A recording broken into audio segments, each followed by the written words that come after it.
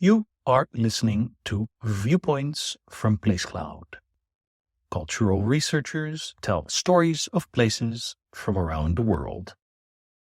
For the full multimedia experience and to support the creators you enjoy, visit placecloud.io. You are standing in the Binnenhof, the heart of the Dutch Republic. Imagine this is the winter of 1642. Narrow windows filter the pale northern light into the vaulted chambers.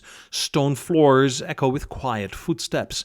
The thick oak doors are shut, but beyond them the States General is in session, a body of burghers, regents and envoys who hold the fate of an entire empire in their hands.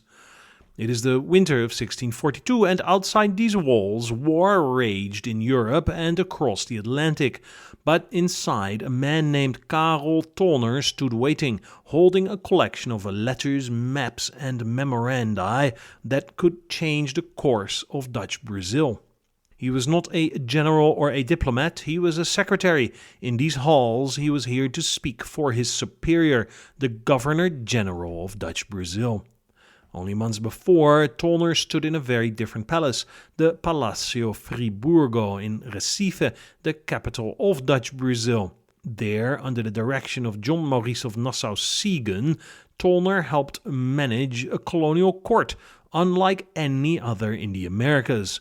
It was a palace of science and art, botany and astronomy, where painters like Frans Post sketched the tropics and guests dined beneath the painted ceilings of the free table. But that court had begun to collapse.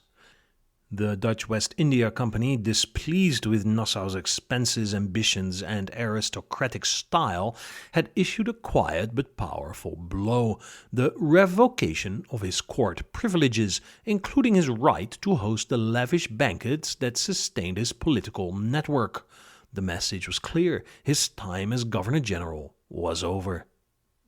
But Nassau would not leave without protest, and it was Karel Toner who would carry that protest here to the Binnenhof.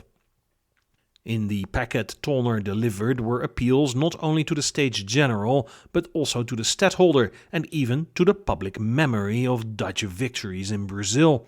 Nassau insisted he had served the Republic loyally, conquering territory, building cities, bringing reason and order to a wild land.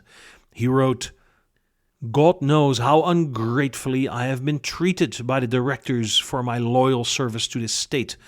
I would humbly request your high mightiness not to accord them, these lies, any credibility without hearing from me." But this was more than a personal defense. Toner was asking the Republic to do something unprecedented, to take direct control of Brazil, to remove it from the hands of the West India Company and make it a state-administered colony. Standing in the Binnenhof, beneath the austere woodwork and coats of arms, Toner's mission became clear. He was not just seeking a reprieve, he was proposing a new future for the Dutch Empire. Here in the Ridderzaal, the great hall of the Binnenhof, power was not performed through feasts or paintings. It was spoken, debated, and recorded in long minutes. The men who sat here were not impressed by Nassau's gardens or libraries. They measured loyalty in guilders and policy in cost-benefit margins. Yet the room was not immune to Toner's message. There was a pause, a moment of reflection. Some members of the States General acknowledged Nassau's achievements. Others worried that the company, consumed by short-term profit, was jeopardizing long-term stability. But they also saw risk. To shift Brazil into the hands of the Republic would require money, men, and bureaucracy, and at a time when Europe itself was still ablaze with war. Toner's proposal was heard, but it was not adopted. Toner returned to Brazil, carrying only half concessions and polite regrets. Nassau, ever the showman, delayed his departure until 1644, maintaining the illusion of continuity. But the reality was clear. The court was crumbling.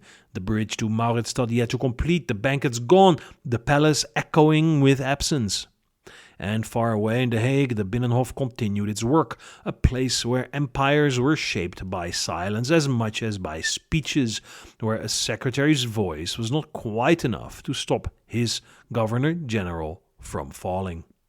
Tolner disappeared from the record soon after, his name buried beneath the folds of Nassau's legacy. But if you listen carefully in the long corridors of the Binnenhof, where debates echo across centuries, you might just still hear the scratch of his pen. Not every battle for empire is fought with cannons. Some are fought with paper, with conviction, and with the quiet courage of a man who crossed an ocean to plead for a different kind of rule. But sometimes even the most loyal secretary leaves empty-handed.